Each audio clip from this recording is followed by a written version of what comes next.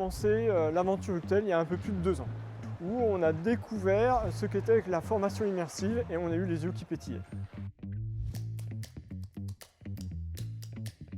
On s'est engagé à faire des formations de réalité virtuelle sur les formations bases du site, donc formation sécurité, formation qualité, et dernièrement on a développé une formation sur l'environnement.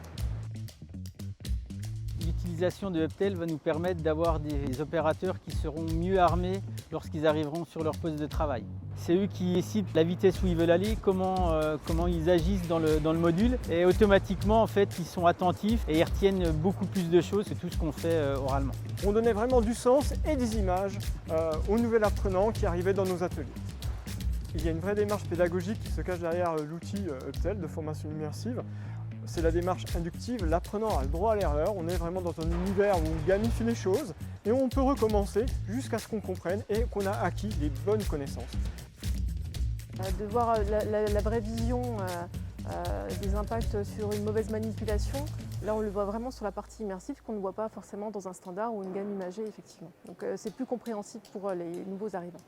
Donc oui, effectivement, ça a un meilleur impact, on retient mieux et puis on voit vraiment les fautes à pas faire, quoi. Aujourd'hui, on a à peu près un peu plus de 2000 formations. Sur ces 2000 formations, ce qu'il faut savoir, c'est qu'on a réalisé, on va dire, un gain. On a divisé notre temps de formation par 3 et on retrouve à peu près un peu plus de 60 kg d'économie sur le temps de formation. Le gain de temps, voilà, le gain de temps. Le gain de temps dans un premier temps, parce que le temps il est précieux, on court toujours après le temps toute la journée. Aujourd'hui, n'importe qui peut lancer la formation d'un nouvel arrivant, que ce soit un moniteur ou un RU, on le met en place, il faut juste une table et une chaise, et ensuite la formation elle déroule, quoi. On a toujours quelque chose à regarder, il y a toujours de l'animation qui est en place, donc du coup ça maintient en éveil la formation, et je pense que c'est ce qui est positif aussi, quoi.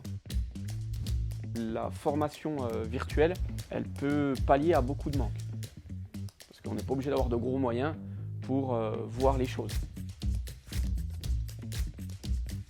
Dans nos projets, le challenge pour le service qualité, c'est de rentrer vraiment au cœur du métier, de pouvoir montrer les problématiques aux opérateurs, leur donner les bonnes pratiques et les bons messages pour que demain, on améliore nos résultats qualité pour servir nos clients.